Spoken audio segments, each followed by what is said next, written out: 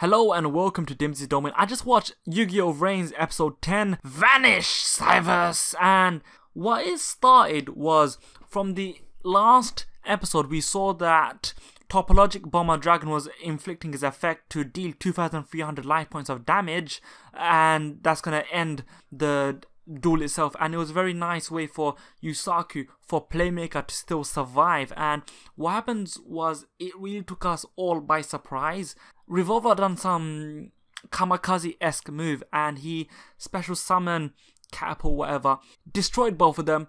It ended with a draw, but it was only for a means to go for a more private place, to a more private location for them to do a master duel. Now, for those who don't know what a master duel is, it's essentially the normal kind of duel that we're accustomed to. 5 spell and trap card zones, 5 monster card zones, but because we are now in the link format, we have 2 extra monster zones, and that's where initially your extra zone monsters go. If you were to then they go to the monster card zones if you were to change them through another way, or if you were to resurrect them.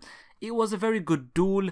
The speed duel itself was a nice short snappy duel. It kind of tried to tease and highlight what's going to happen later, and I do think it's more it alluded to what Yusaku's main move is going to be. A very nice way for Yusaku to access, well, use his storm access to get a new link monster, and then Revolver stopped him in his tracks. A very nice tease, and they really are teasing us and telling us, listen, be excited for this monster, and that is of course going to be Firewall Dragon. Never in a long time have I seen a monster being so hyped up and effectively teased to us as the viewer. And that's the thing, I'm really excited to see Firewall Dragon when he does eventually make his appearance in the duel between Yusaku and Revolver. A nice little touch was the fact that, as I said, they went to the eye of the storm, the absolute epicenter of the tornado itself, the data storm, where no one can see them.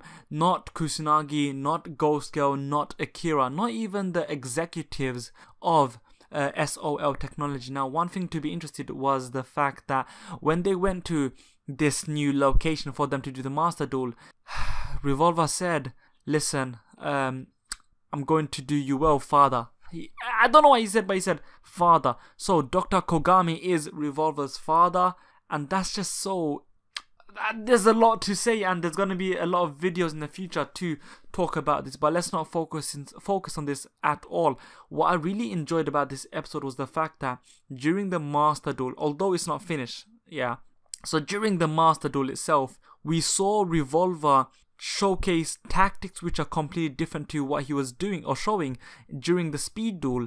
He was showing monsters which we've not seen yet before, and it was a very nice touch to have Playmaker as well as Ignis always say that, hey listen, oh, he's using different tactics, oh, a master duel requires new levels of tactics, new cards. When a card came to him from flowing from his father, that was none other than fire something, I can't remember. It's a field spell card, and it essentially destroys Cyberse type monsters. Now, the duel itself was very effective in terms of it was intense. It was not short snappy, but the turns weren't prolonged for a weird amount of time. I think that it was a very concise, efficient turn time, and the plays they were doing were also very, very good. And the combo plays were very effective and reminiscent of real life Yu-Gi-Oh! I enjoyed the fact that it was a complicated duel. It was a duel between 2 elites. It wasn't a duel between 2 novices. It wasn't a duel between a novice and an elite. It was between 2 elite duelists. And that's one thing which I really like about Playmaker. He's not learning to be the best. At this current moment, he's on the top tier already. He can only improve, yes, but he's already starting off at a very high level of skill regarding dueling. And the change of theme, the change of feel, I mean, from the speed duel to the master duel was... I didn't expect it to have such a profound effect. It really felt like a completely different type of duel. Although there hasn't been a lot of duels showcased during Yugioh Vrains in this first 10 episodes, whereas they've all been on a little surfboard, all been speed duels, and it's like you don't get enough of them to be completely tired of speed duels, but you've become accustomed to speed duels. Now, for them to have a change of gears to then give us the master duel was really refreshing, but at the same time it didn't make me feel any less for speed dueling. It just was a nice change of pace, and that's the thing this episode really achieved, they were very successful in achieving this feat in terms of changing the environment, changing the feel, changing the pace of the duel itself, and in that sense it made this duel still seem so very refreshing. And also noting the fact that, hey, Revolver is using his proper deck. Now, he didn't summon Top Logic Bomber Dragon. Them two duelists, Revolver as well as Playmaker, are showcasing their tactics. As I said, it's a duel between two elite duelists.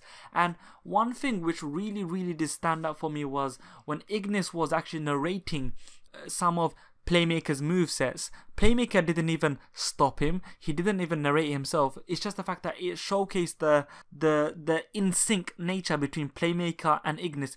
Although they may not be the best of friends, but they truly have grown to like each other. They've truly grown to become in sync. By the end, we see that when Yusaku eventually summons out Deco Toka as well as Inko Toka, so that the only two Cyberse type monsters, Revolver's Field Spell completely mitigated that, as it stunned all Cyberse type monsters. It makes them so that the effects are negated, essentially that they never exist. And what you see from then is you see, okay, Inko Toka and Deco Toka, who are on the field, they're slowly vanishing. So there's this effect, this visual effect, oh no, they're ceasing to exist.